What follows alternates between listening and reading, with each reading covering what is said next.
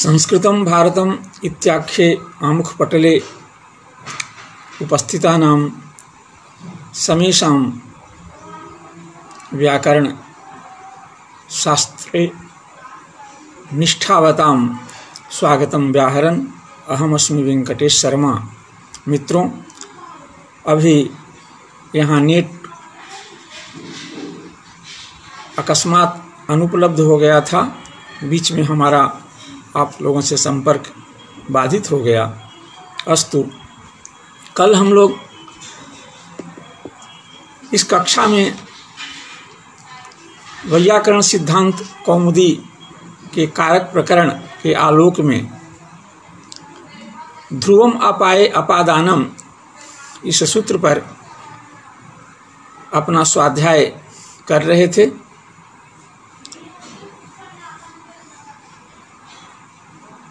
तदनुसार हम अपादान संज्ञा उस कारक की करते हैं जो विश्लेष साध्य रहने पर ध्रुव हो, अवधिभूत हो। ऐसे ध्रुव अर्थात अवधिभूत कारक की अपादान संज्ञा होती है। यह निश्चय ऐसा सूत्रकार का मत है। इसमें आचार्य भर्तृहरि भी सहमत हैं। और जहाँ तक हम लोग कल स्वाध्याय कर चुके थे, ध्रुवम अपाये अपादानम इस सूत्र को अधिकृत कर इसे विषय बनाकर हम लोगों ने विश्लेष क्या है, अवधि क्या है, अपादानत्व क्या है, इन बातों पर विचार किया। और उदाहरण के रूप में ग्रामाद आयाति धावतो अश्वात् पतति पततः अश्वात् पतति, ये सारे उदाहरणों पर भी हम लोगों ने विचार कर लिया। इससे भर्तृहरि भी सहमत हैं। उनका भी यही मानना है। एक कारिका है उनकी, अपाये जदुदासीनम चलम वा यदि वा चलम ध्रुवम एवा तदावेशात तद अपादान मुच्यते। अपाये अर्थात विश्लेषे साध्ये विभागे साध्ये यत् कारकम उदासीनम, जो कारक उदासीन हो, चाहे वह चल हो यानी अस्थिर हो अथवा अचल हो, स्थिर हो, उसे ध्रुव कहते हैं, उसे अवधि कहते हैं और उसी की अपादान संज्ञा होती है। क्यों उसकी अपादान संज्ञा होती है? क्योंकि अतदावेशात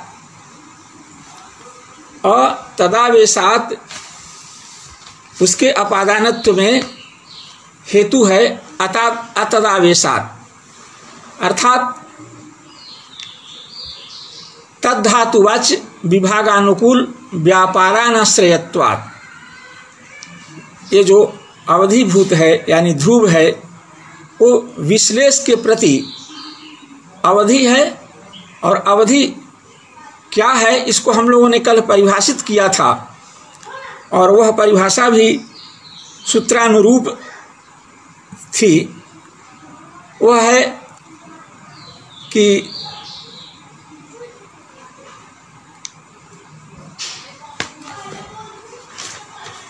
प्रकृत धातुवाच्य विभागजनक व्यापारानाश्रयत्व सति।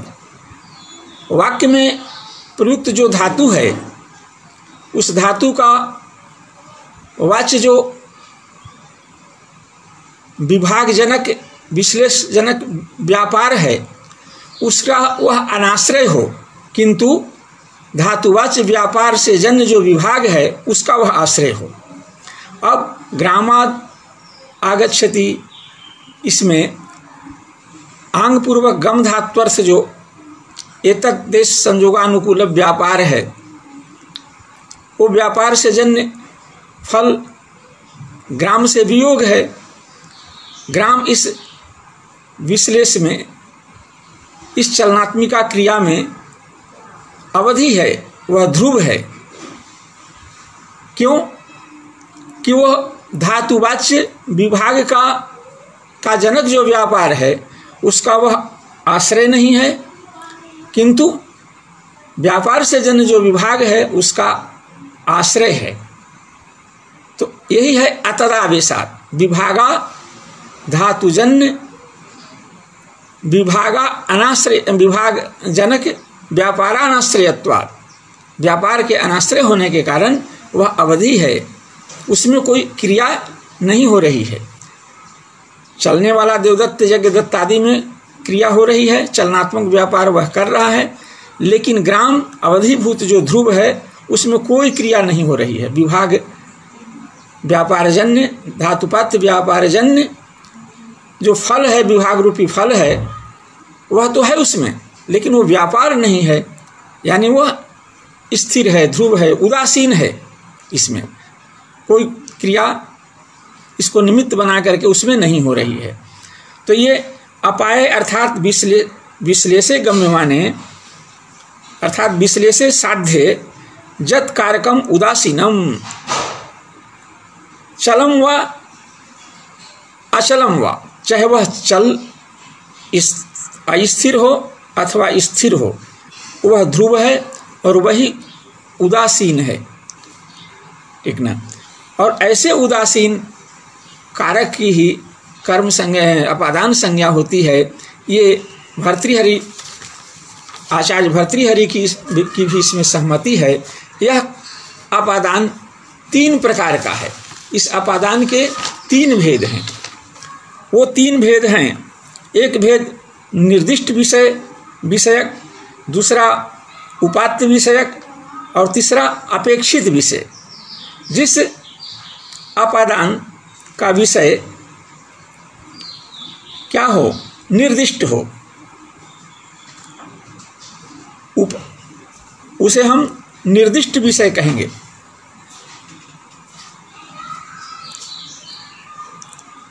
जैसे ग्रामाद आगच्छति में धातु के द्वारा पार्थक्य का, माने विश्लेष का विषय जो है वह निर्दिष्ट है।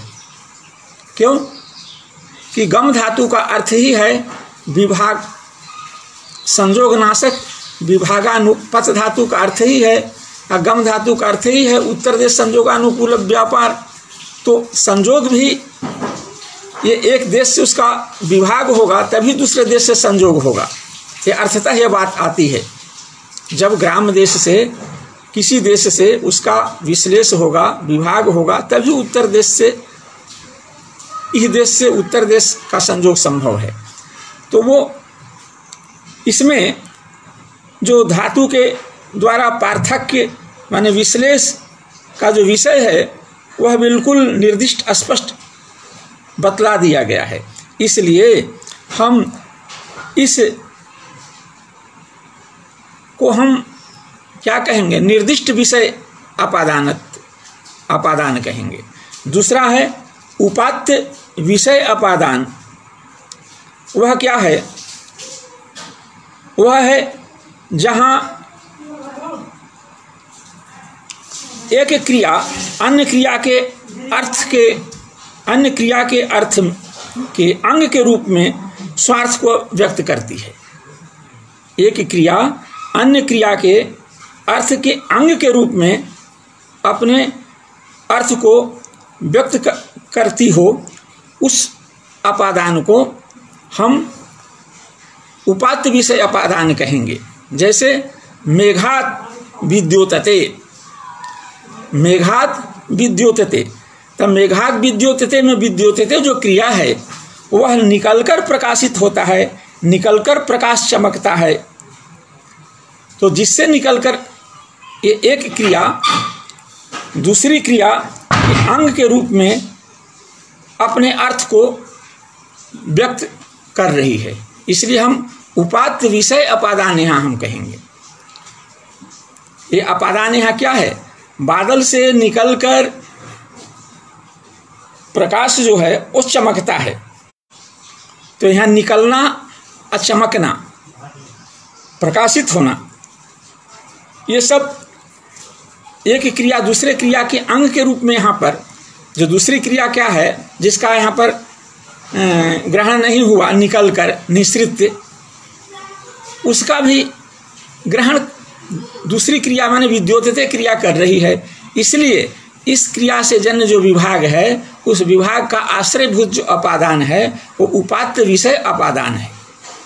तीसरा है अपेक्षित क्रिय माने अपेक्षिता क्रिया यस्य अपादानस्य तत् अपादानम अपेक्षित क्रियम अपादानम। जिस अपादान की क्रिया अपेक्षित है, वाक्य में उसका प्रयोग नहीं हुआ है लेकिन उसकी अपेक्षा है, अर्थ के रूप में उसकी प्रतीति हो रही है, तो अर्थ के रूप में प्रतीति होने से उस अर्थ के वाचक किसी क्रिया की ही अपेक्षा रहती है। इसलिए ऐसे अपादान को अपेक्षित क्रिय अपादान कहते हैं। इसका उदाहरण है मथुरा पाटलिपुत्रेभ्य आढ्यतरः। ये मथुरा देशवासी पाटलिपुत्र देशवासियों की अपेक्षा अधिक धनवान हैं। अब यहाँ इसके लिए जो क्रिया है, दोनों में जो विश्लेष विभाग को उत्पन्न करने वाली जो क्रिया है, यह क्रिया का वाचक कोई शब्द कोई पद इस वाक्य में प्रयुक्त नहीं है, उपात्त नहीं है, अर्थ की प्रतीति तो होती है। इसलिए उपात्त अपेक्षित क्रिय रूप जो अपादान है उसका उदाहरण जो है मथुरा पाटलिपुत्र के भ्य आढ्यतरः, ये है मथुरा देशवासी पाटलिपुत्र देशवासियों की अपेक्षा अधिक धनवान होते हैं, अधिक धनवान हैं। तो ये आधिक्य, ये जो इन दोनों के बीच में जो एक क्या कहते हैं बौद्ध विश्लेष है, विभाग है, अंतर है, उस अंतर को बतलाने वाला यहाँ कोई क्रिया नहीं है। इसलिए अपेक्षित क्रिया, जैसे ग्रामाद गच्छति में ग्रामाद आगच्छति, ग्रामाद आयाति इत्यादि में वाक्यों में क्रिया के द्वारा वो अपादान का विषय जो विभाग है, वो विभाग यानी विश्लेष अपाय वो निर्दिष्ट हो जाता है और कहीं कहीं क्रियांतर में ही वो अंगीभूत हो जाता है। ये दो ऊपर के उदाहरणों में उस तरह के यहाँ कुछ भी नहीं है। इसलिए हम अपेक्षित क्रिय अपादान इसको कहते हैं। आगे भी इन तीनों प्रकार के अपादानों के उदाहरण आगे के सूत्रों में यथायथ प्राप्त होंगे और उसका निर्देश स्मरण पथ में आने पर किया जाएगा। तो ये तीन तरह के अपादानों की व्यवस्था शास्त्रों में है और इस तरह के उदाहरण भी मिलते हैं यहाँ सिद्धांत कौमुदी में, अन्य व्याकरण शास्त्र के ग्रंथों में। आगे हम पढ़ेंगे जुगुप्सा विराम प्रमादार्थानाम उपसंख्यानम। ये वार्तिक है। ये वार्तिक ये जुगुप्सा विराम और प्रमाद का जो विषय है उसकी भी अपादान संज्ञा करने के लिए प्रवृत्त हुआ है। अब इसकी अलग से प्रवृत्ति तो तब संभव थी जब ध्रुवम अपाय अपादानम से जुगुप्सा विराम और प्रमाद के विषयभूत जो कारक हैं उनकी अपादान संज्ञा नहीं हुई होती। तो यहाँ दो पक्ष हैं। सूत्रकार और वार्तिकार के अनुसार ये मुख्य रूप से तो अपादानत्व की प्रवृत्ति, अपादान संज्ञा की प्रवृत्ति वहाँ होती है जहाँ संयोग पूर्वक विभाग साध्य हो। संयोग पूर्वक विभाग, ये विभाग दो तरह का होता है, एक कायकृत होता है, शरीरकृत होता है, एक बुद्धिकृत होता है। दोनों की चर्चा, दोनों के उदाहरण शास्त्रों में मिलते हैं। और इसी के आधार पर यहाँ सूत्रकार, वार्तिकार और भाष्यकार में थोड़ा सैद्धांतिक अंतर दिखाई पड़ता है, जिसकी चर्चा टीकाकारों ने प्रौढ़ बाल मनोरमा, तत्वबोधिनी या आगे प्रौढ़ मनोरमा आदि ग्रंथों में भी देखने को मिलता है स्पष्ट। और जहाँ ये अंतर बताए जाते हैं दोनों के सिद्धांत में, वहाँ भाष्य की पंक्तियों को लोग उद्धृत भी टीकाकारों ने की है। तो चलिए अब यहाँ संजोग नाशकः गुणः विभागः, संजोग अर्थात संजोग पहले था और बाद में विश्लेष हुआ, तो संजोग पूर्वक विभाग जहाँ होगा वहीं अपादान संज्ञा की प्रवृत्ति होगी। तो ये संजोग कैसा विभाग, तो कायकृत विभाग, शरीरकृत विभाग, जो स्थूल विभाग है, जो हमारे इंद्रियों से गोचर है, इंद्रिय गोचर है, वो लिया गया है शरीरकृत विभाग। एक बौद्धकृत, यहाँ हमारे यहाँ मुख्य रूप से तो भाष्यकार के अनुसार ये हमारे यहाँ तो पद पदार्थ भी बौद्ध ही हैं। जैसे पद पदार्थ हमारे यहाँ बौद्ध हैं, उन्हीं में वाच्यवाचक भाव संबंध है, उसी तरह से यहाँ विश्लेष और अवधि भी बौद्ध हैं। और बौद्धिक बुद्धि परिकल्पित ही अवधि है और बुद्धि परिकल्पित ही अवधि से विभाग भी है। तो जहाँ बुद्धि प्रकल्पित अवधि से विभाग है, यह पक्ष जिनका है वो भाष्यकार का पक्ष है। और इस पक्ष को ध्यान में रखते हुए उन्होंने कई वार्तिकों का जो ध्रुवम अपाय अपादानम और अपादाने पंचमी इस सूत्र के ऊपर पढ़े गए हैं या इस सूत्र के अपवाद के रूप में पढ़े गए हैं, वहाँ पर उन्होंने यही बुद्धि परिकल्पित विभाग को बतलाते हुए इन जगहों पर, इन उदाहरणों में, और कहा कि इन वार्तिकों की अथवा इन सूत्रों की कोई आवश्यकता नहीं। बुद्धि परिकल्पित अवधि और विश्लेष, इन दोनों को की परिकल्पना करके और ये विभाग और उसकी अवधि मानकर और उसकी अवधि की अपादान संज्ञा करके ध्रुवम अपादाय अपादान से अपादान संज्ञा करके काम चला लेंगे। इन वार्तिकों की कोई आवश्यकता नहीं, इन सूत्रों की कोई आवश्यकता नहीं। कहाँ आवश्यकता नहीं है, ये आगे जैसा संदर्भ होगा चर्चा करने का प्रयास करूँगा। तो आगे जुगुप्सा विराम प्रमादार्थानाम उपसंख्यानम, जुगुप्सा जुगुप्स धातु, बी पूर्वक रम धातु और प्रपूर्वक मदि धातु के धात्वर्थ क्रिया के विषय भूत जो अवधि है, उस अवधि की अपादान संज्ञा, उसका जो विषय है उसकी अपादान संज्ञा होती है। और फिर अपादान पंचमी से पंचमी भक्ति होती है। उदाहरण देते हैं, पापा जुगुप्सते। ये जुगुप्सा क्या है भाई? पापा जुगुप्सते, पाप से घृणा करता है, पाप से घृणा करता है। तो ये पापा जुगुप्सते, पाप से घृणा करता है, यहाँ पर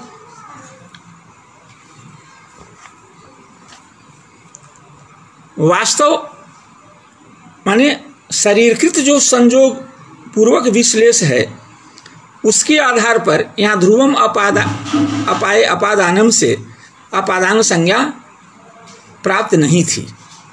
क्यों?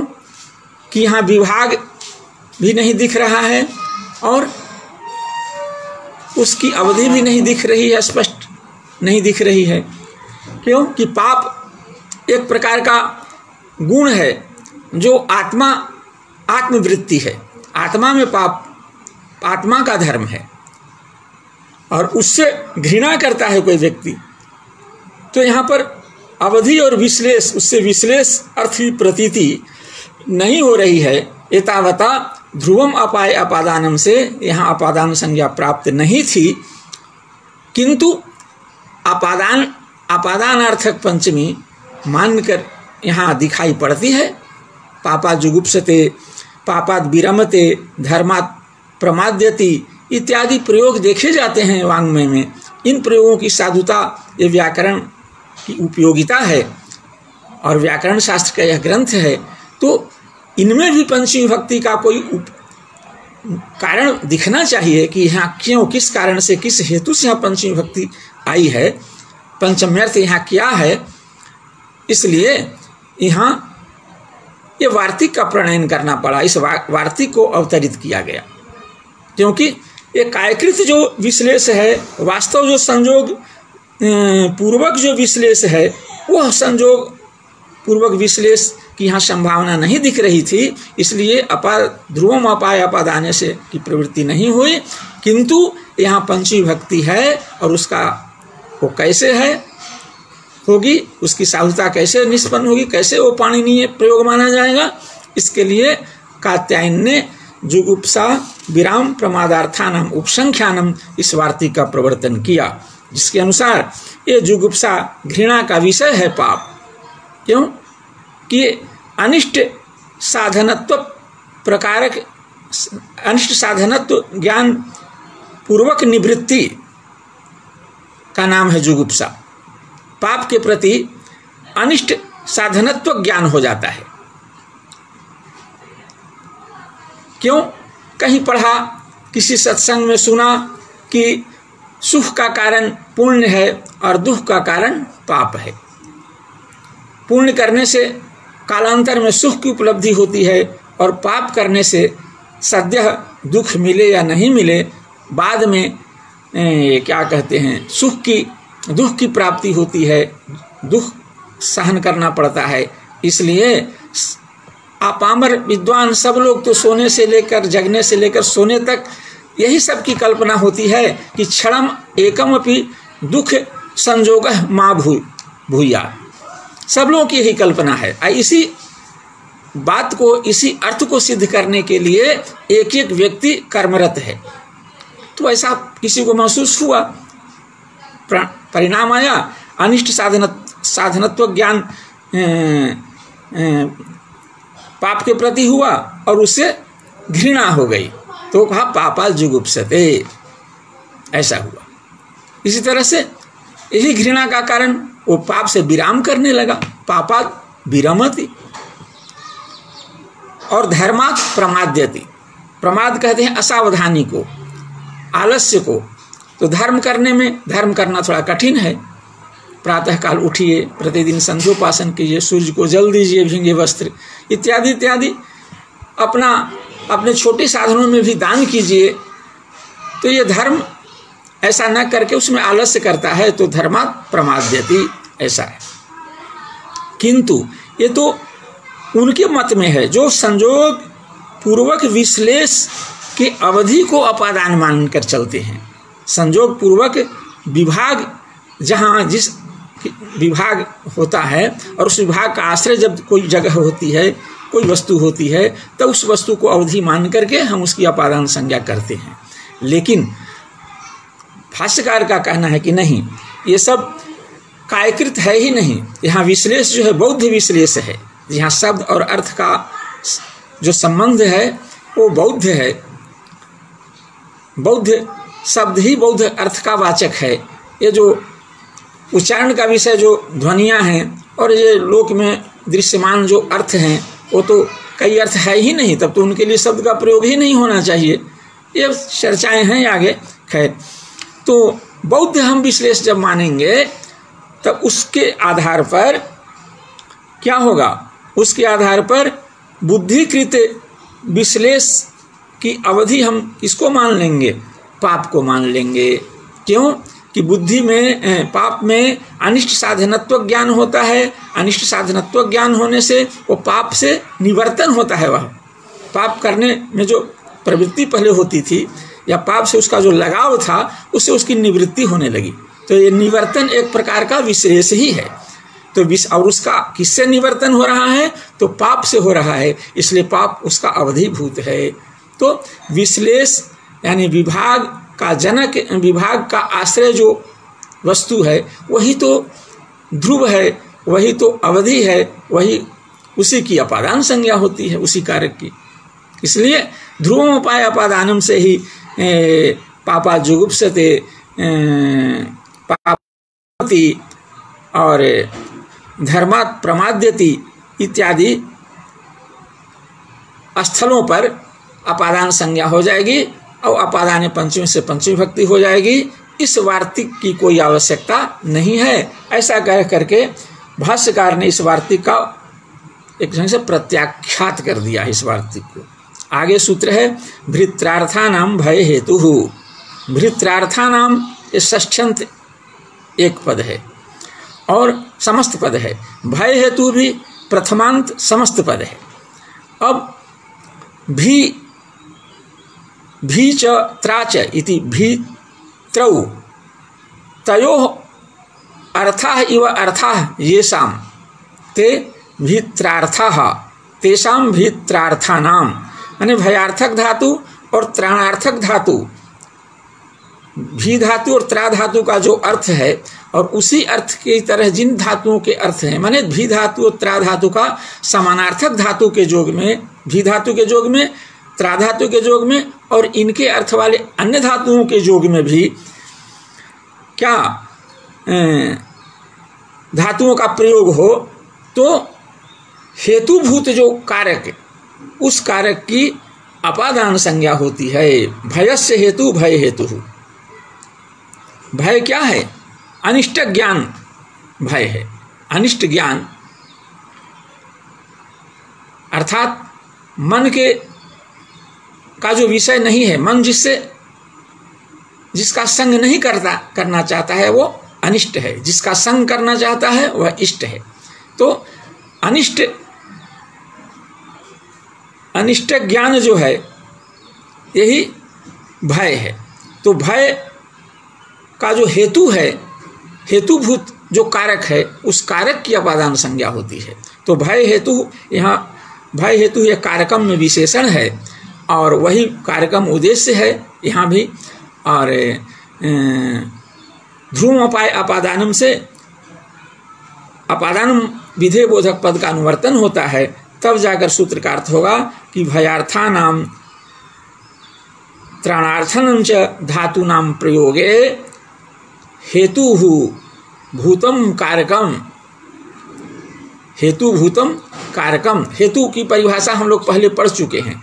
द्रव्य गुण और क्रिया के प्रति, क्रिया का जो जनक हो और व्यापारवत हो अथवा व्यापाराभाववत हो, व्यापारवत्व और व्यापाराभाववत्व अन्यतर हो।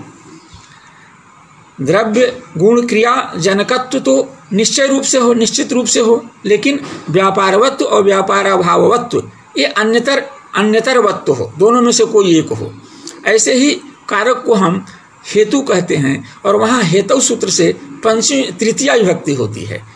इससे पता चलता है कि ये तृतीया विभक्ति का यह सूत्र अपवाद सूत्र है। उसको बाध कर वहाँ से तृतीया प्राप्त थी, उस तृतीया को बाध करके अपादान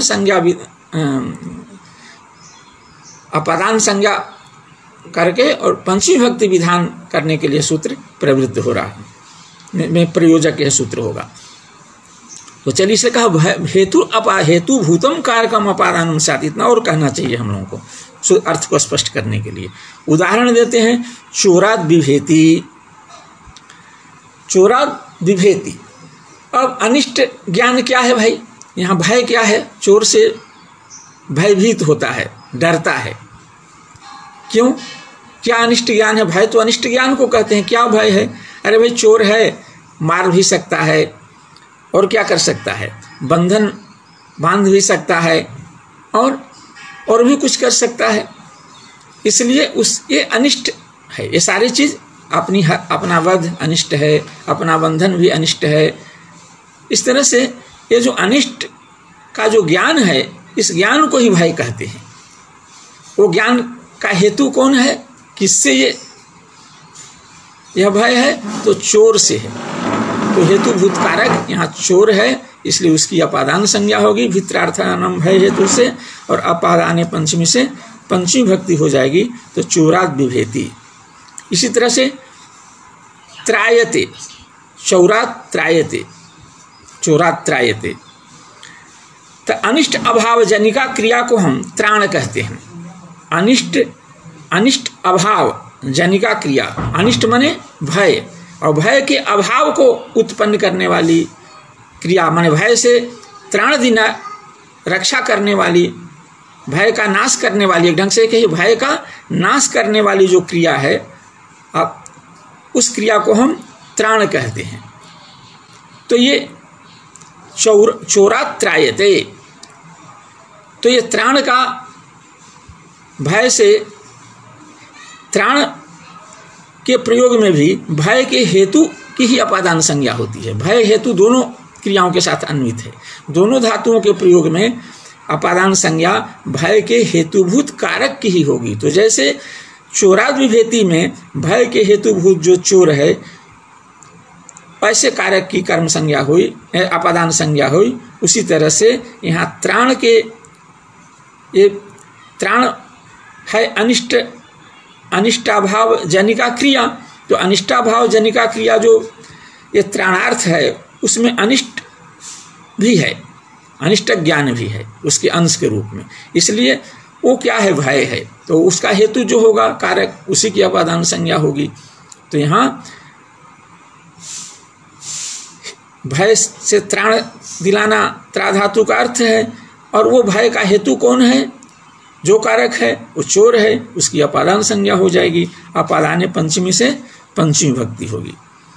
अब यहाँ कहते हैं भय हेतु कहने की क्या आवश्यकता थी। भय हेतु पद का उपादान नहीं करते तो क्या दोष होता, क्या आपत्ति होती, कहाँ अपाणिनीयता का प्रसंग आ जाता। उदाहरण देते हैं, अरण्य विभेति त्रायते वा। भय हेतु नहीं कहेंगे तो सूत्र का अर्थ होगा कि भयार्थक धातु और त्राणार्थक धातु के प्रयोग में कारक की अपादान संज्ञा होती है, कारक मात्र की अपादान संज्ञा होगी, हेतुभूत कारक की नहीं, कारक मात्र की अपादान संज्ञा होगी। तो कारकों में जैसे कर्ता, कर्म, करण, संप्रदान, अपादान है, वैसे अधिकरण भी एक कारकत्व व्याप्य, अधिकरण तो धर्मवान कारक है, वह भी कारक है। तो भयार्थक त्राणार्थक धातु का प्रयोग यहाँ है ही, और कारक अधिकरण कारक है कौन, अरण्य, क्योंकि क्रिया कर्म के द्वारा, वह कर्ता कर्म के द्वारा वह भी क्रिया का आधार होने से कारक है, तो वहाँ भी उसकी भी अपादान संज्ञा होने लगेगी। और अपादाने पंचमी से आधार अर्थ में भी पंचमी भक्ति होने लगेगी। आधार अर्थ में यहाँ पंचमी भक्ति स्वीकार्य नहीं है, इष्ट नहीं है, मान्य नहीं है। इसलिए उससे बचने के लिए, ये अपाणनीय प्रयोग से बचने के लिए आचार्य ने सूत्र में भय हेतु ये पद का उपादान किया। अब भय हेतु पद का उपादान जब हम कर देते हैं तो यह सूत्र का लक्ष्य नहीं हो पाएगा, यहाँ सूत्र के लक्षण की प्रवृत्ति नहीं हो पाएगी, परिणाम स्वरूप अनिष्ट प्रयोग से हम बच जाएंगे। अब ये भय का हेतु अरण्य नहीं है, अरण्य से भय नहीं है। हाँ, कदाचित किसी को अरण्य से भी भय हो, बहुत लोग हैं जिनको ये बोध है, यह जानकारी है, ऐसा उनका मानना है कि अरण्य में, जंगलों में हिंसक जंतु, जीव जंतु रहते हैं, वहाँ जाने पर वो मेरे साथ मेरा प्राणघात आदि कर सकते हैं, मेरा कुछ हानि, मेरी हानि पहुँचा सकते हैं, तो उनको अरण्य से भी भय होता है। तो सचमुच में यदि भय है, भय का हेतु यदि अरण्य है, तो वहाँ पंचमी भक्ति होगी। लेकिन कर्ता कर्म द्वारा क्रिया का आधार यदि अरण्य है, तब वहाँ पंचमी, उसकी अपादान संज्ञा नहीं होगी, उसमें तत्प्रयुक्त पंचमी भक्ति भी नहीं होगी। यहाँ भी इस सूत्र का भी आचार्य ने, पतंजलि ने क्या किया है, खंडन कर दिया है कि नहीं, इसकी भी कोई आवश्यकता नहीं। यहाँ भी बुद्धि परिकल्पित हम क्या मान लेंगे, चोरात् विभेति में भित्या निवर्तते, भय के कारण निवर्तन हो रहा है, किससे, चोर से। चोर को से भय है, भय को देखकर चोर से भाग रहा है, चोर के तरफ से भाग रहा है। तो यहाँ भी बुद्धि परिकल्पित एक विभाग है और उसकी एक अवधि है, वो अवधिभूत चोर है। यह बौद्धिक परिकल्पना के आधार पर विभाग और अवधि की कल्पना कर लेंगे तो विभाग तो उसके निवर्तन में है, निवर्तन पूर्वक वृत्त धात्वर्थ क्रिया है, व्यापार है, से जन्मफल है, और उसकी अवधि चोर है। तो अवधि मान करके विश्लेष की अवधि मान करके हम उसकी ध्रुवम अपाय अपादानम से अपादान संज्ञा कर देंगे, पंचमी भक्ति हो जाएगी। इसके लिए वित्रार्थानाम भय हेतु सूत्र की कोई आवश्यकता नहीं है। आचार्य भाष्यकार ने इसका भी प्रत्याख्यान कर दिया है। आगे सूत्र आएगा पराजेर असोढ़ः। यहाँ भी दो पद हैं, पराजेह षष्ठ्यंत पद है और असोढ़ः समस्त प्रथमांत पद है।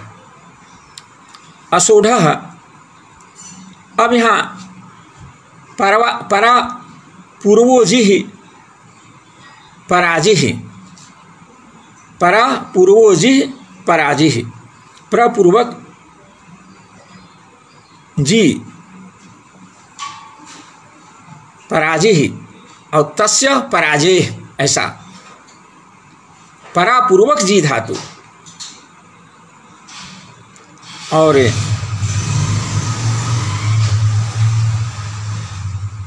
अपादानम का अधिकार है, अनुवर्तन है, कारकम का अधिकार है।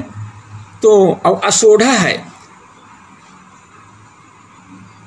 सोढ़ुम शक्य सोढ़ः, सोढ़ुम शक्य, इस विग्रह में सहमर्षणे धातु से हम अक्त प्रत्यय, अक्त के स्थान में अक्त को ध कर देंगे, हकार को ढकार कर देंगे, पुनः अष्टुत्व के द्वारा जो अक्त प्रत्यय वाला तकार है उसको भी ढकार कर देंगे, ढोढ़े लोप से पूर्व ढकार का लोप कर देंगे और साकारोत्तर वर्ती जो त्वय आकार है उसके स्थान में सही रहोरोध वर्णस्य से ओकार आदेश कर देंगे।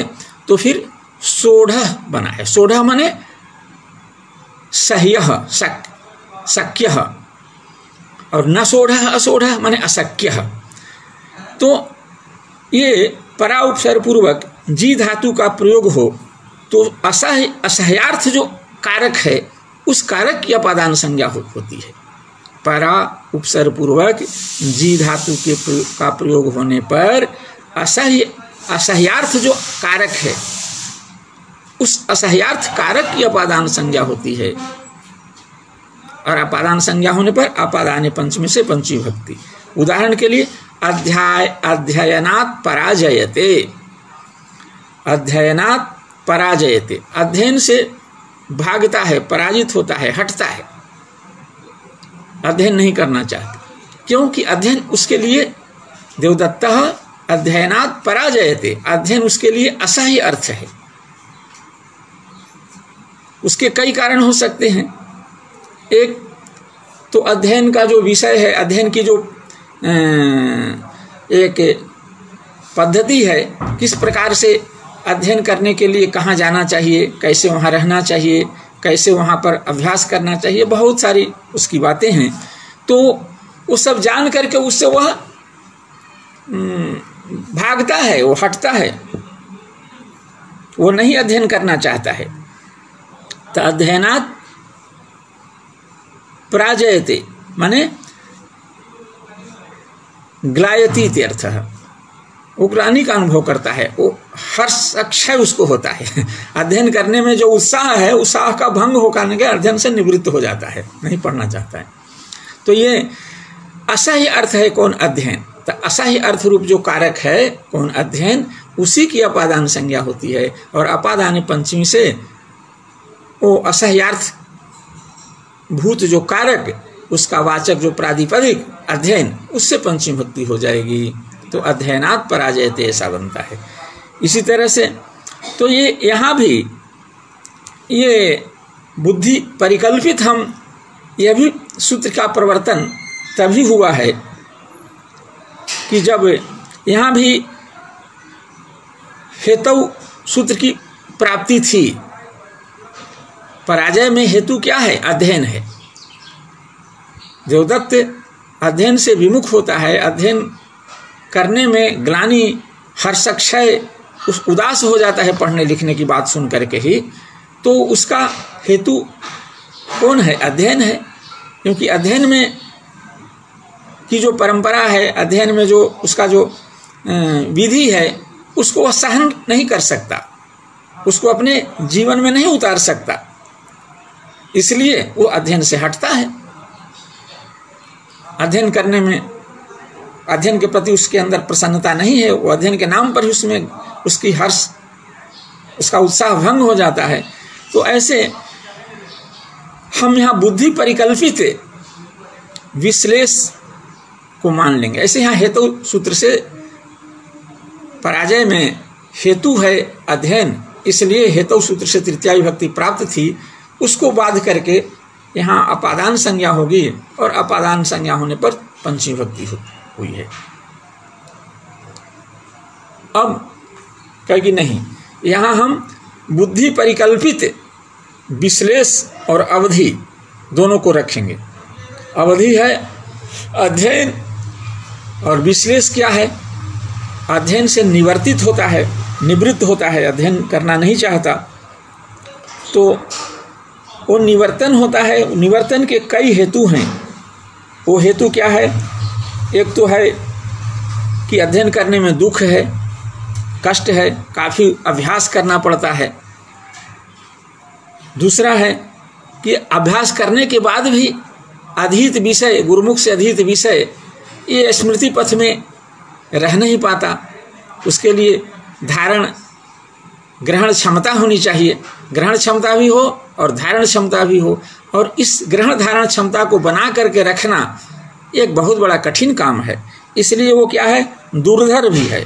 और तीसरी बात है, अध्ययन के लिए हम जब गुरुकुल में जाएंगे तो वहाँ का भी एक नियम, वहाँ की भी एक परंपरा है, उस परंपरा में हमको रहना पड़ता है, वह भी एक कठिन काम है।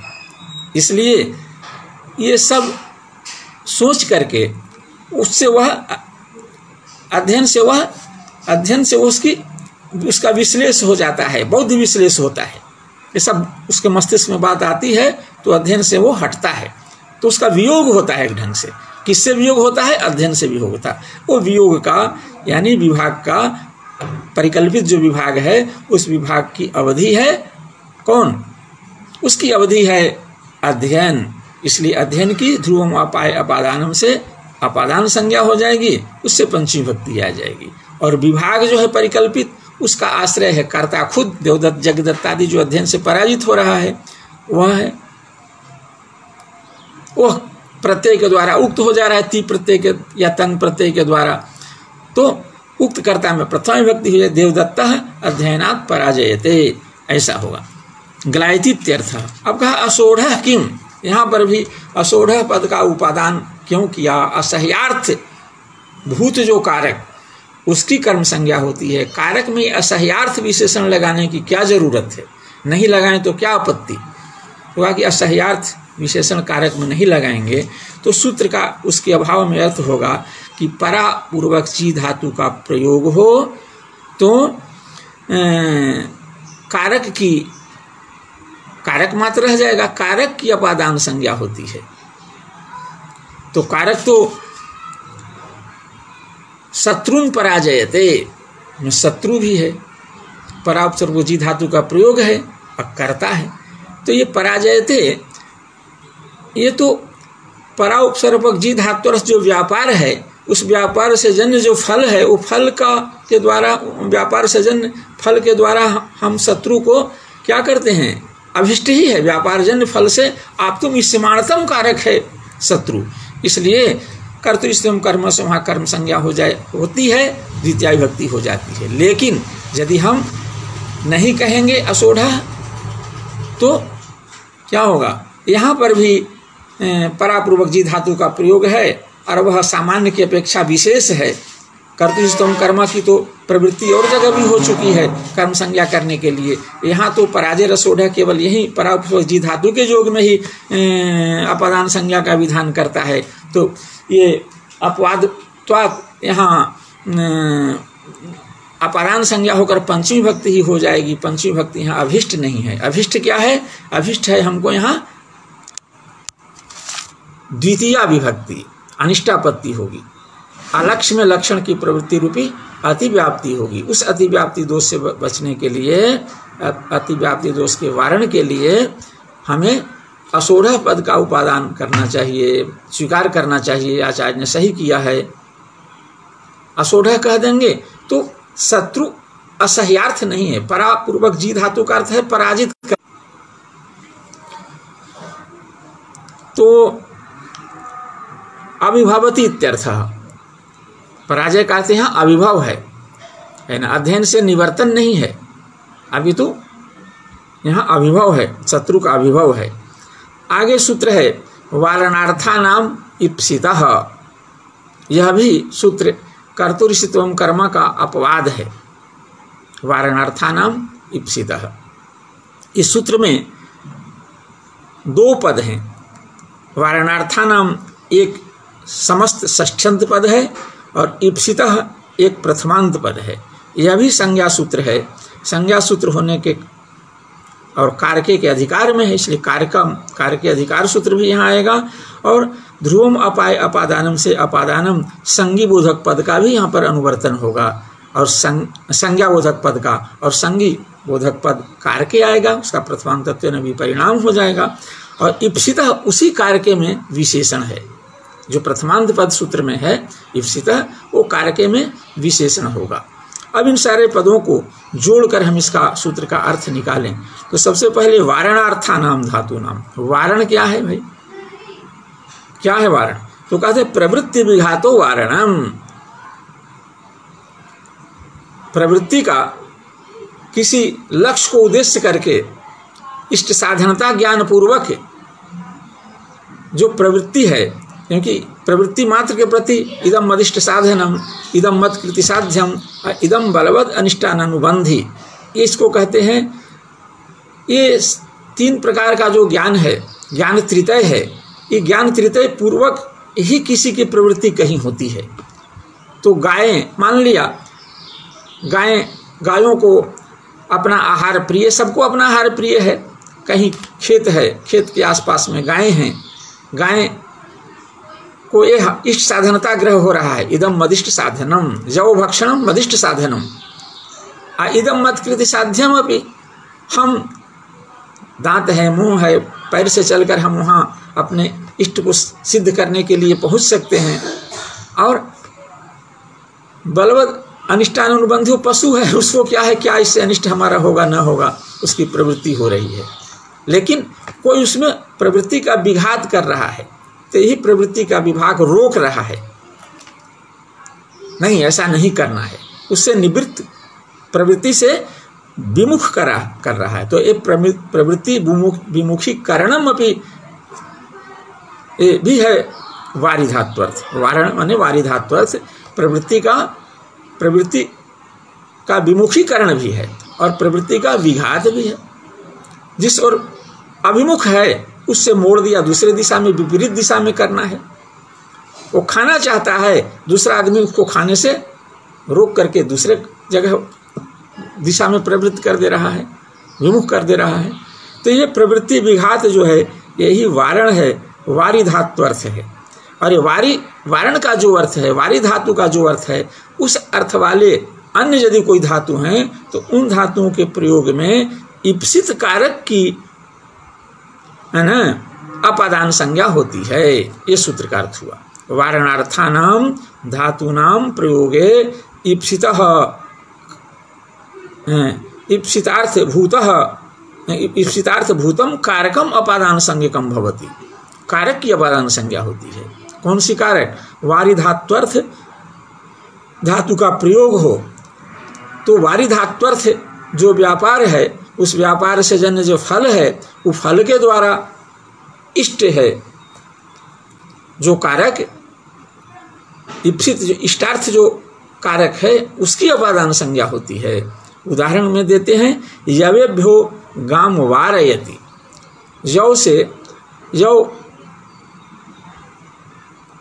भक्षण के उद्देश्य से गायें गौ की ओर, जौ की ओर प्रवृत्त हो रही हैं, उस दिशा की ओर बढ़ रही हैं कि जवाह में गल विलाद संजोगाश्रया भवन्तु, या जवाह मदिष्ट साधका सन्ति।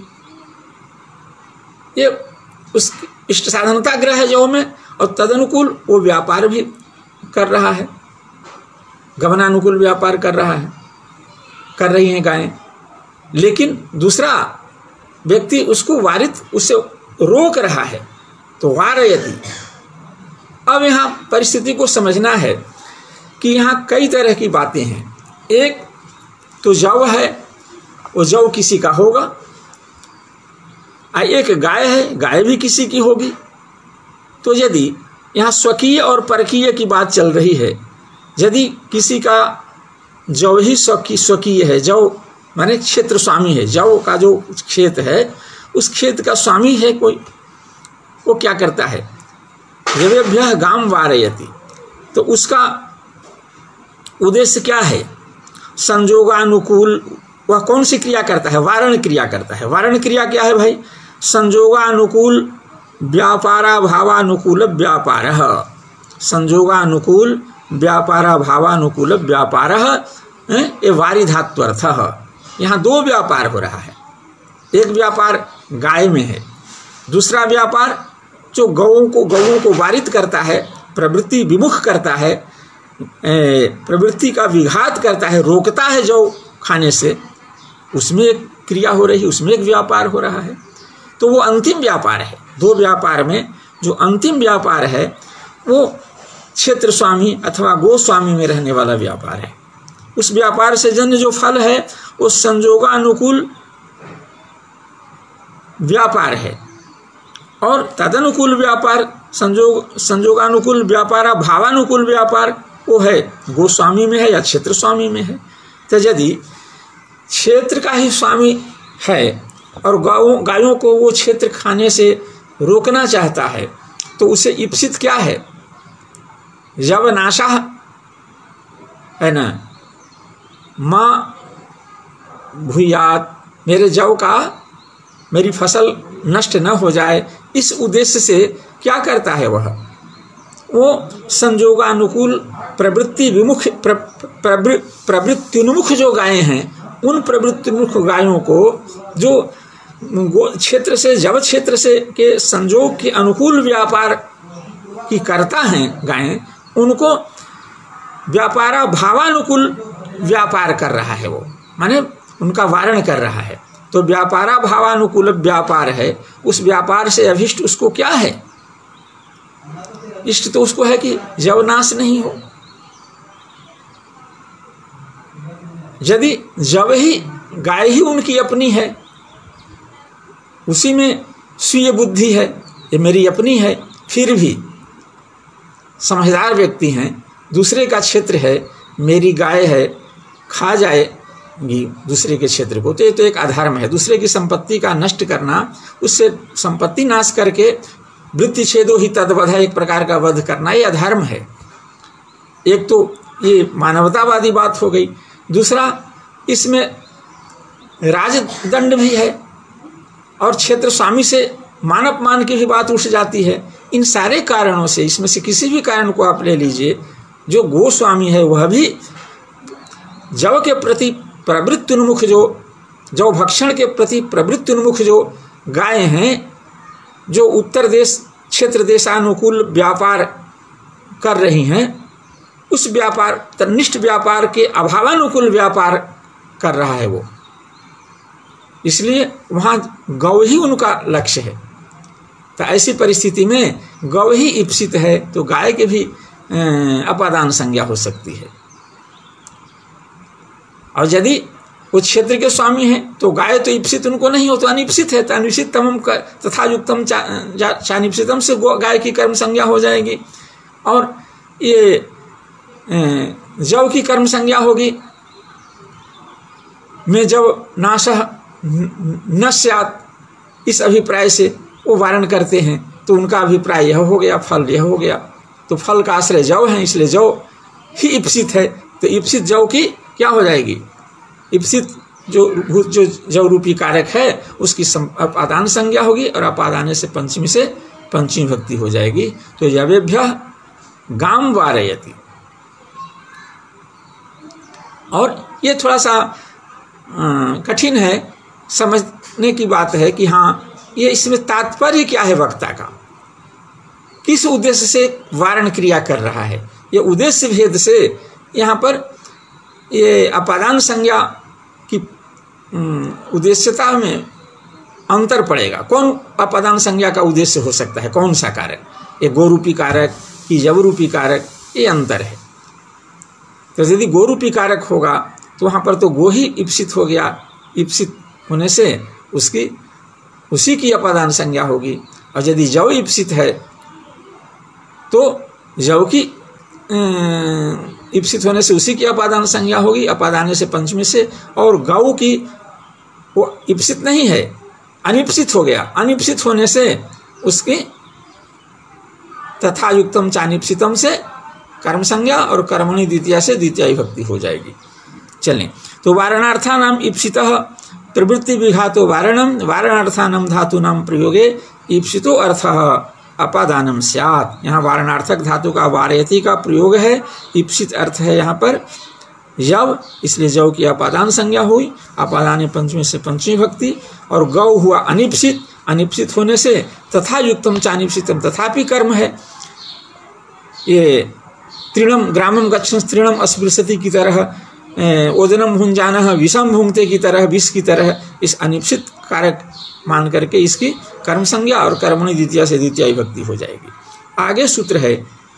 तो अब तो हम लोगों का समय स्वाध्याय का पूर्ण हो चुका है और व्यवस्था है, व्यवस्था के अंतर्गत रहना है, तो हम अपनी वाणी को यहीं विराम देते हैं। और इसमें बाधा पूर्वक हम श्रवण बाधा होने के बावजूद भी आप लोगों ने इस स्वाध्याय में साथ देकर मेरा उत्साहवर्धन किया है, इसके लिए आप सबों को बहुत बहुत धन्यवाद, आभार और नमस्कार। पुनः कल मैं इसी समय आपके बीच उपस्थित होऊंगा स्वाध्यायार्थ।